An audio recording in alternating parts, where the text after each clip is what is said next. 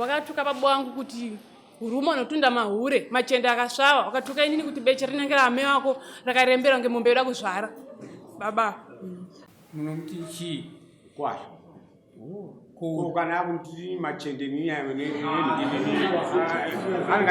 iwe hanzi une chirwere ndowandada kasi ndione chirwere ndiziye mumfono muzvirimo ina ndira kwandirowana mari bena unoti nditochengete wana baba wachengete wana baba. Sumuka ina mutaiki sumuka gara baka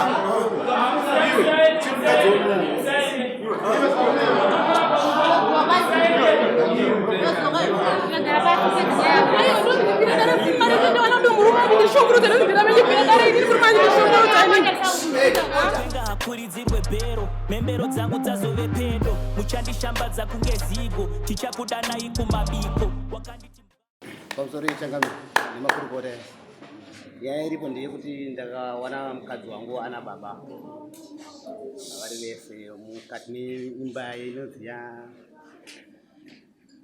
imba ya uyu chuo yakashama ndonya yako ere wakupa vereko kuti ndakabata chikomba nyana ikudzanga zvitori ndokona kuzvimisa andiri pamawiro baba vangu manje ale mapurisa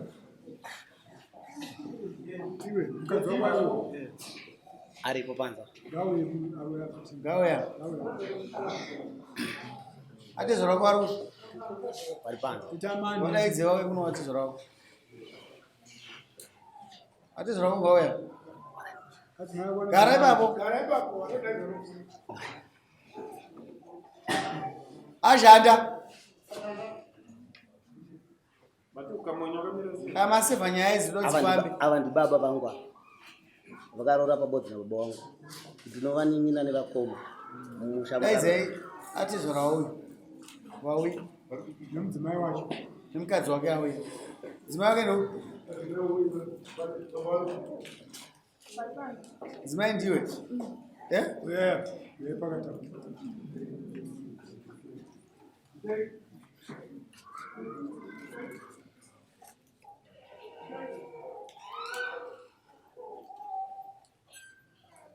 uri muindi yakuka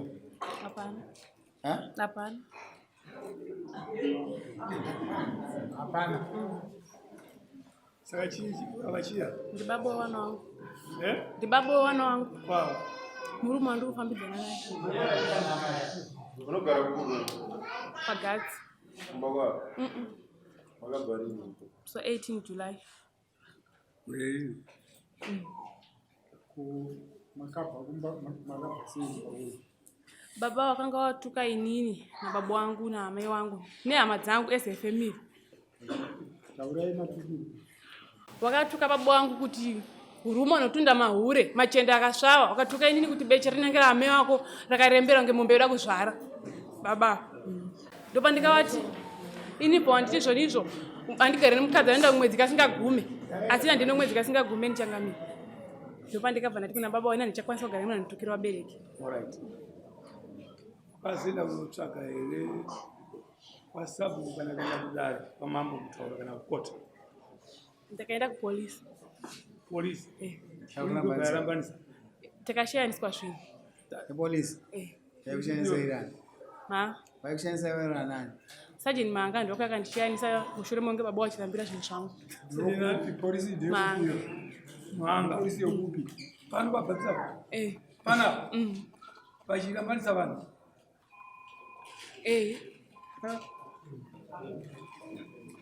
Ndizo ine Manga akaenda sivana ndizo ere neme dare ndizo mpurisa nerambanisa vanene baba wangu wasikana iwo waina nini ndiani wazukuru na ngauya wani umusikana wa ora wepadhuze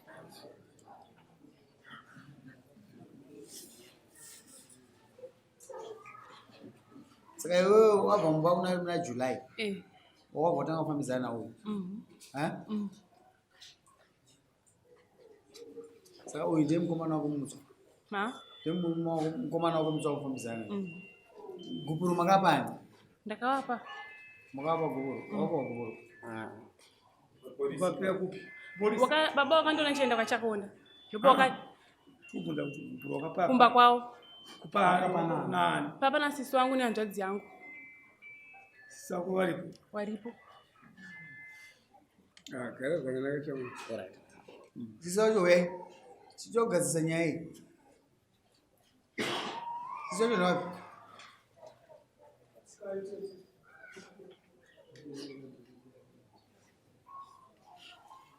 Asa wapo. Karibu. Raya kwa sisa. Wakangu walipo wali panza. Walipanza. kwa na chonga rego basi. Iyo anzi uchikomba ke. Chamari maoko. Sorry. Pamsoro chingani. Unyoze. Ndingangotambira ndichiti semabudiro akaita nyaya kunzi nini ndafambidzana nevava mushure mekuti nyaya wanga asati auya kuno kundotambira Uchikomba. ndozviripo Unogara muvillage mumwe chete. kwete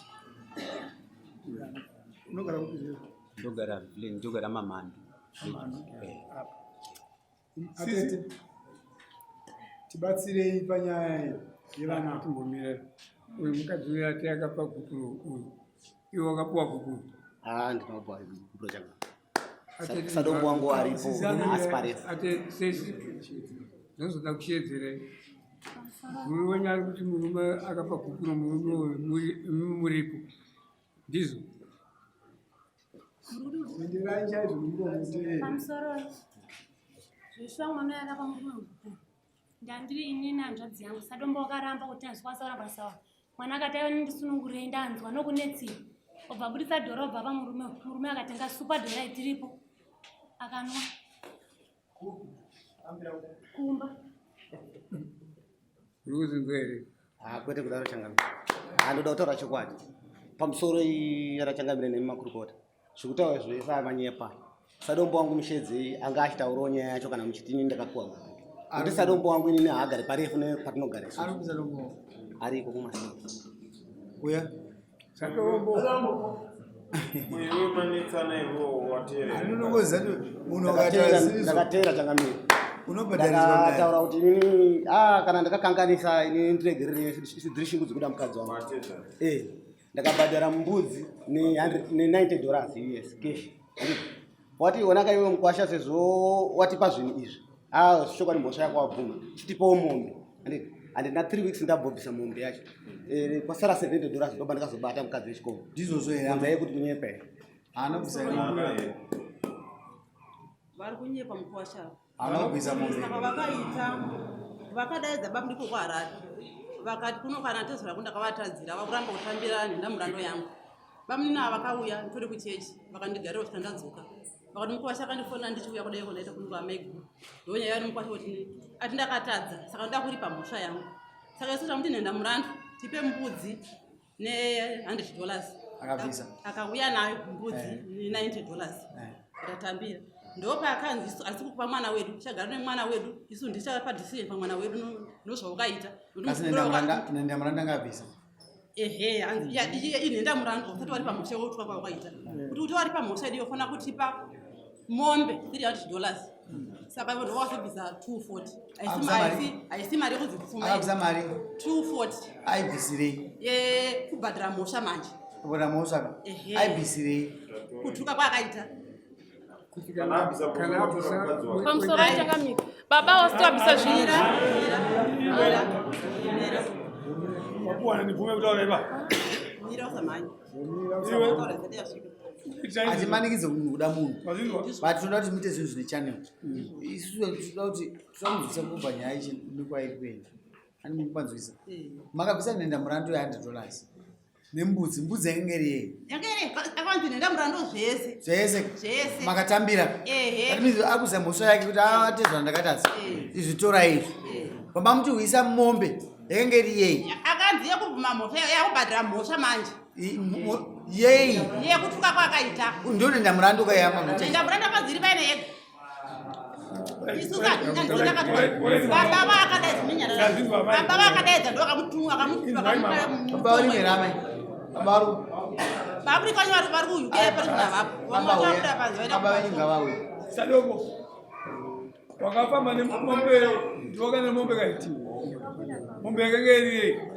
Mombe yakangeri kuona kukwata utapi.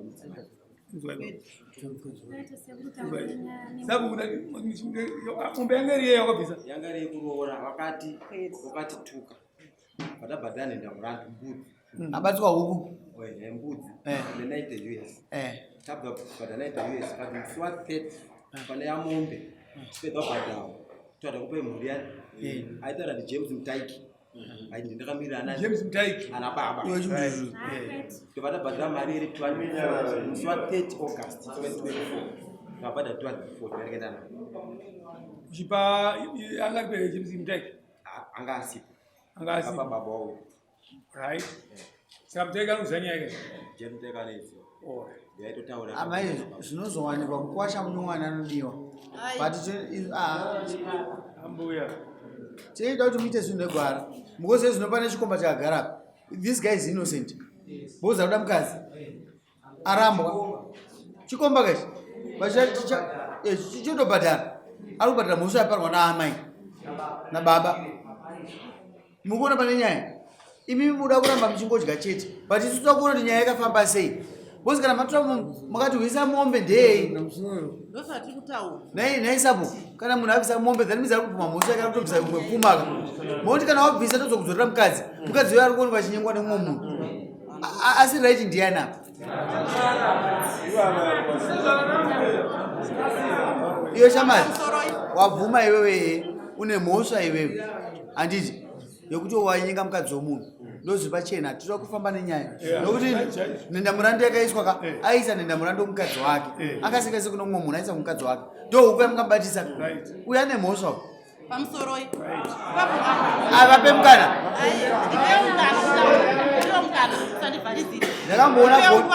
ndakamboona gondo richibata nyoka hombe pani mabatiro akaita akatadza kubata varamonererwa varazobatwa ndiro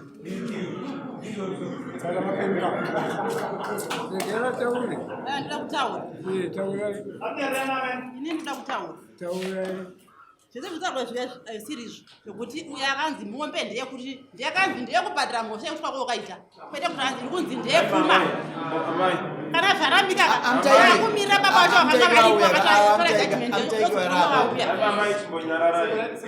uyu dai aisada mukadzi wakaibhadhara aibhadhira mhosva yake yekutwa kwakaita angamhangarirwa yangareya nendamurando angamhangarirwa here amtaiki mubatsiro muzulu murume makamutaja nendamuranda nditi makamutaja nendamuranda nditi 90 US plus mbudzi ndizvozvo pambazomuti avati ndakakanganisana baba handi ndozaitaura right chakamire handei ikaninyatsa kutsanangurirai musi wa18 July andivika ndibva kwabhini kunhama kwatezura vangu tichisvika ine kumba andivika mwana wangu anga abva kumba vafana kuenda ndasara nahama yavo ndasvika kumba makindi anga anayo andika ndikati ndinopiwa makii nemwana wangu andika ndasvika ikokwe mwana apa ndikati ndina makii andika ndichingobva ini pabai ndangokwanisa kufamba kazvenge zvekuti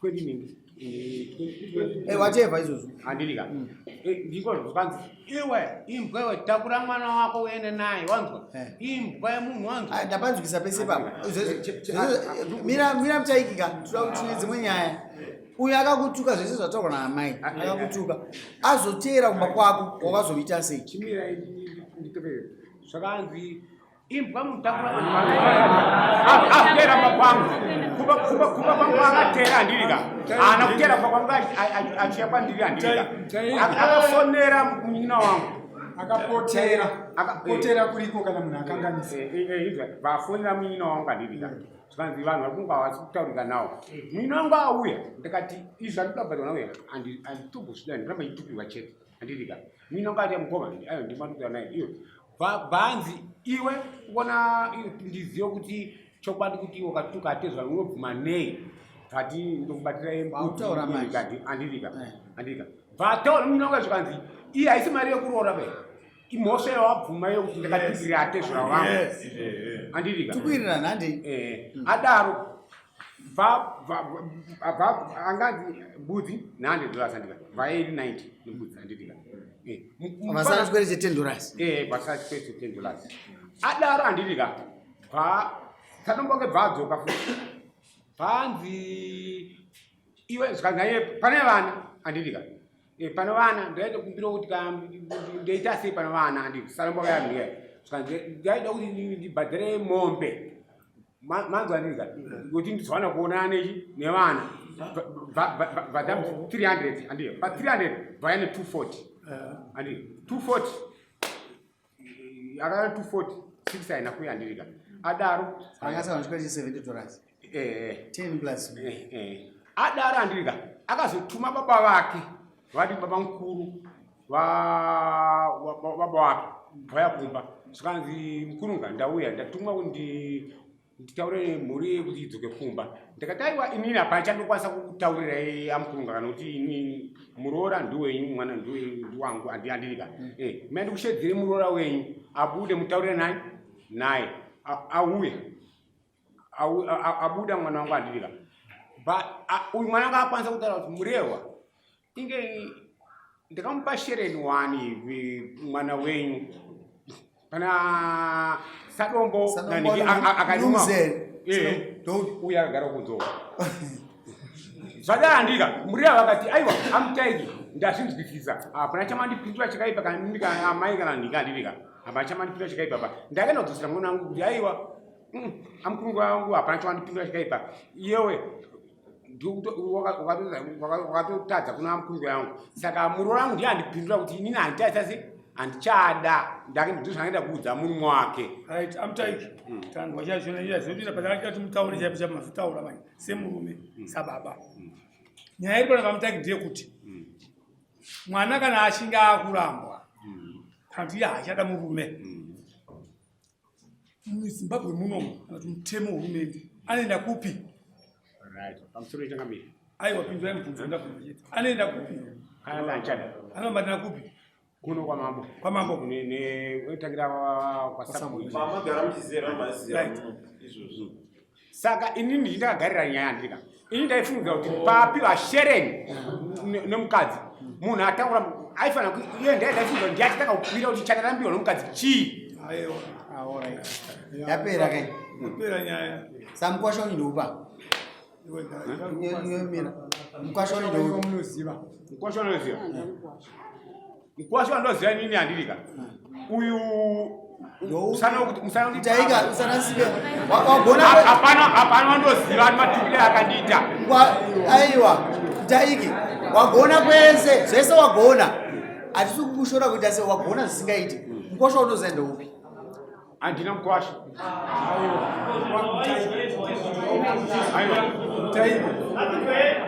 ndino mubvunzo inini kwamuri achangamira baba pamusoro amutaiki hamuna mukwasha ndipindure hamuna mukwasha mukwasha atati hamuna mukwasha here matemaiti pindurai chete kuti hunkana kuti hamuna mukwasha here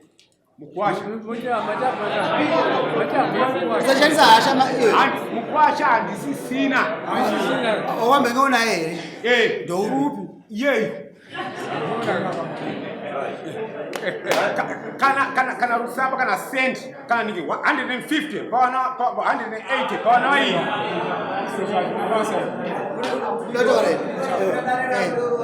pamusoro changamira nyaya dzese dzikutaurwa kunzi ini ndakaramba nemukadzi ndikuzviramba nekuti amai panengosaka apa ndakachita kuti ndikupewe mameseji angu atikataura naye kubvosvika musi wandazomubata kuti muone mameseji acho imimi andaitaura nemukadzi wacho muona kuti mameseji evanhu vakarambana here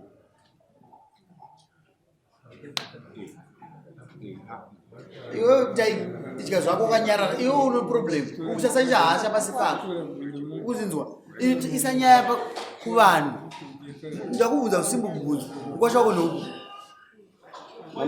mameseji angu aya adaitaura nemukadzi wangu iye Sina mkuwasha. verengai mameseji zvarana zvinobata kuruza zvinhu zvavamba wakudya pamusana pekuda kushandisa hasha kuwasha kwako ndoupi Right ichangambire. Imi chamunoti munhu akarova chii? Aiwa, ndindakumbobvunza iwo naimamuteki. Imini, handisi mwana wenyu atanga kurambira murume nawe kuti akakutuka. Imini ndobva mabhadhara kutuka kwamakaitwa. Ko pamakatambira kutuka kwamakaitwa zvinhu zviye makadi kuti mwana muchidzokera akabhadhara. Right. Munhu akatotuma ndikatomunambira imo ndikati izvi zvinotikisa mangwana futisi. Aiwa. Mombe yakatipa 240 yakatipa imombe dzedanga dzovana wanaiya pa240 ndakutosapurita kana kamuchaja 5 kana muchaja ndikatosapurita 1 $90 nembudzi zvakashandei nendabona kubvuma kuti akandituka aunabvunzwa here iyewe abhadhara kamaifana kumudzosera mwana wangu abhadhara uchidzokera pamusoro zvakuda munhu akamuchaja wacho munhu akamuchaja iye akamutaura kuti unokwanisa kutaura naye kana wakadii unokwanisa kutaura nini munhu unomudare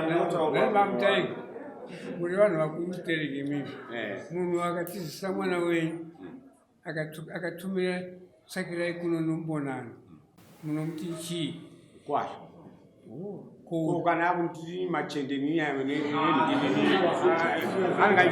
anatukana nemakatukana nemwana wenyu waripo chitonzwa ungandini kukwasha matemai kukwasha kana ungandini machende yakaora yakashava yanozvara mahure andini hure rine ndo rakuda kudzoka kupenzuredza manje anditaura machende akaora anozvara mahure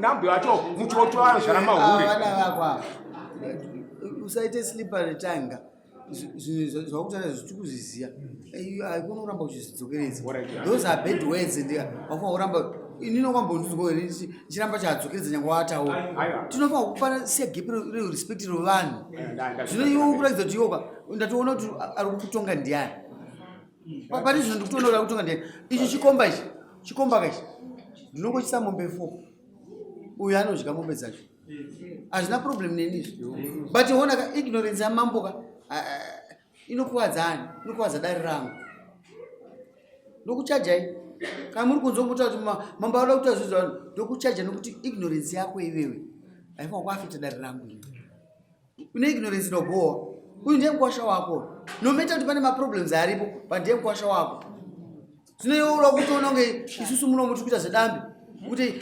zvakasvazvi tinoziva madomasi ndaanosvava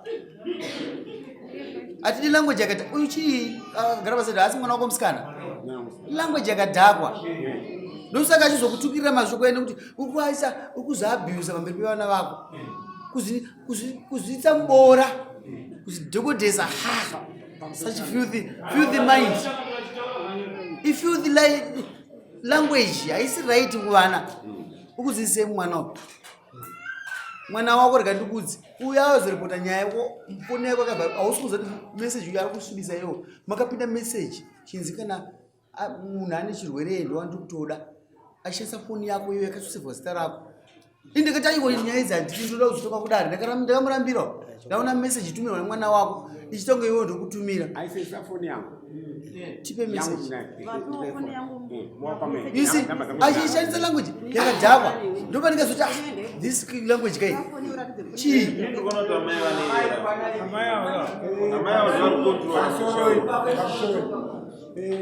vanhu ndikunzi vanamba taidi musha wako waparara naamaya indibvunze kuti sei ndo vari kuroodza mwana unonzi sekuru vaniwe unonzi sekuru vani inini sekuru atadiyo kana utani kandifara simutaidi kandi tishen ndiani tisheni muzukuru wangu andugana naye anzani tisheni namba dzako chii ndangu ni 077 mira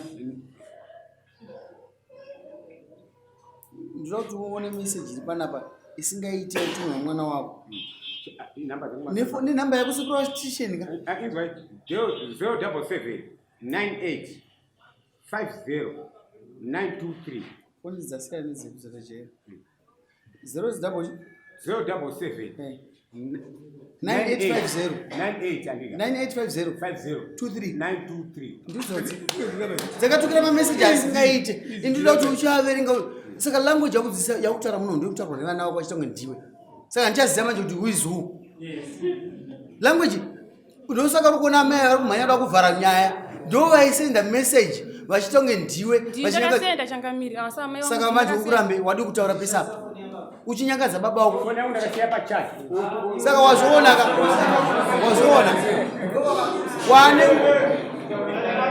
wane nguva ka uchinyangadzwa zita rako kumukwasha ndosoka uchiona mukwasha achikutuka because ane language iri kubuda muponungomo iri kutonge ndiwe ndinoda kubatsira kuti mangwanaka uzive kuti vana vanogona kuparira mhosva usingazivi uyu ari kutukirirwa newe nokuti foni yako achitukirirawo iwe hanzi une chirwere ndowandada kasi ndione chirwere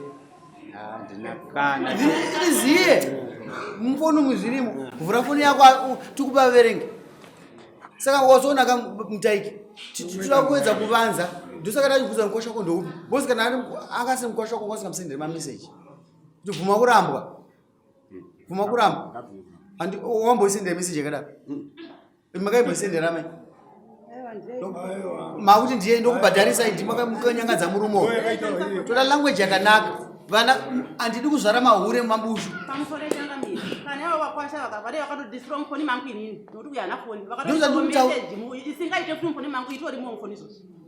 murikuona mameseji aya haumboaverenga ndakakupaika mwana wako akanyangadza zita rako zisingaiti kana pane munhu ada kuverenga dare harizobuda musha toda kuti urambe une dignity musociety kana uchifamba usandivenge inini ndinotobata nyaya nemazvo ndachikuvanza pandazono ndakaramba chikuvanza uchita nharo zvinokanganisa dare rangu wakaipiswa iwe nemwana wako ndokupa iro weverenga usingadaidzira sbed iwe shamari chikomba chakabatwa ichi asi ndiri kuripisa iwewe uyu ndomupa mombe dzake mbiri ndokubhatisa mombe mbiri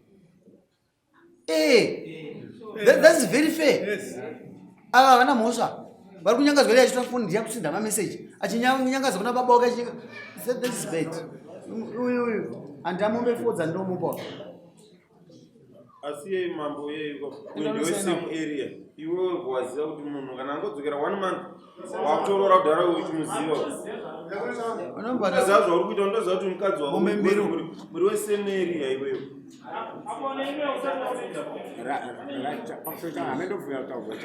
ndokuvhumira but ziva kuti foni ikai ndakunyima kuti ione ukaiona unoziva kunyangara kuita musha wako bozini chandoda handikona kubva muswa 18 mwana ndinai kupandidika ndisingaziva mameseji ndeyari kandidika wangasingaziva saka ndinoda kuti mwana wangu anatsonibuda mudare kuti achikuda nezvauyu here kana ndachikuda uyu ya uri right papfungwa dzako ka uri right but ndachichiudza nhasi ndaida kuzviita ka patanga unogadzisa musha wako handitoda kuzviita nhasi nokuti ndakakuzi iyeko achadzoka kuti nevana diki nevana 2 upa kupuro yo izise nyingina kwasina message asingaiti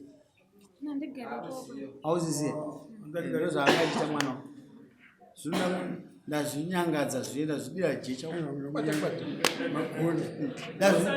ndo zvandanyangadza manje usanyangadze baba wako azvinyangadza iyeyo ane chirwere wacho chimutora wozi iyeyo wanga uchitaura nechirwere kondisheni yanga uchitaura ini ndasingazozvitaura patoda kuti tirambe tine unhu hwevanhu tikaita mhuka zvisirizo kana wakasamude mungomba chigupuro anga akagona da akangoya futi kwasabho wakapanda gupuro zvipachi pamutemo ise mombe mbiri dzobhadhara end of November wanzwa shamari ndaona kuma kuti toona kune dambudziko ndo chokwadi ndazviona changano mukadzi wako kumuda uyakuenda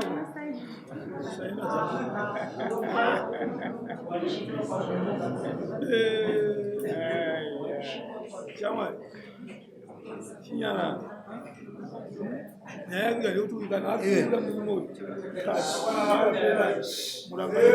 wakawapa imba yekurara kwangawapa dhondowari ungawapa kune munhu akapiwa imba yekurara yachanga ndatokuwapa rumu yamo wakabatirwa mumba makwandi nikambo apa rumbo sikamba ka one room ndo kana incha nika na girlfriend kan to paint the girlfriend ba aiwa iwe usandirambire ndikuza chokwadi vakapatwa rumba mako ndizvo saka wakabora bure kuti mwana ngakamira panze kari kadiki hausadaro mani ana moswa asi next time ziyasitita sevanhu zvakubva kudzimba waita sei muise 250 pamunhu isai mwana wemombe ibodzi toda munhu anofamba negwara rakanaka kune munhu iwe gwara rakanaka kana usale murumo taika kira dare rako iweyoka kana mukwashaka kukanganisa whatever zvakabhadharwa munosangana pamwe chete muchitaurirana mudare muno wazvinozotaura iwewe kira dare rako kana ainde tokumbira zvakubaba ndigara ndisunungura noti ndashaya mufaro ina ndira kwandirowana mari bena unoti nditotochengeta vana baba wachengete vana baba sumuka ina mutaiki sumuka gara apa aka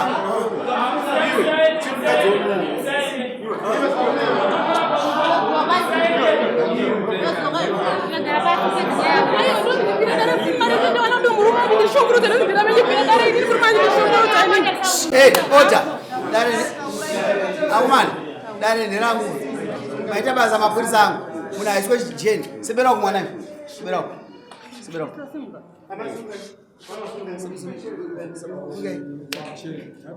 inonzo kashireni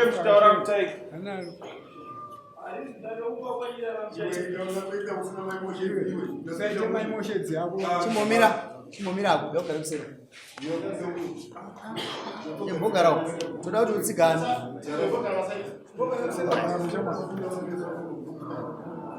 chiri paimwe nyaya kupenga hakuridzirwe bhero mhembero dzangu dzazove pedo muchandishambadza kunge zigo tichakudanayi kumabiko